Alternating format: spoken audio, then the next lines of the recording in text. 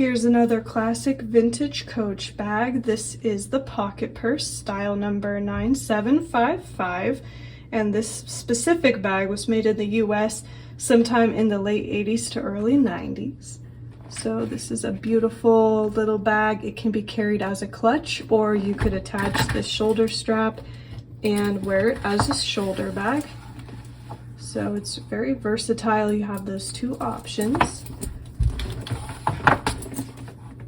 It's just also a really nice classic looking style.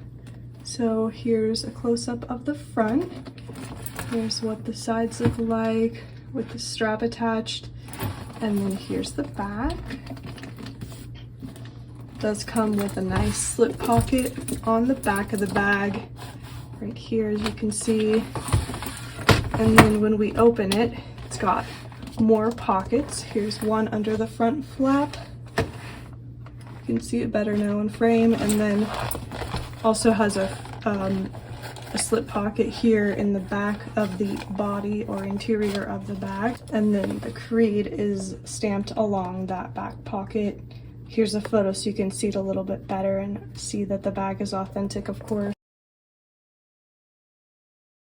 And the pocket purse also comes with this two-sided matching hang tag.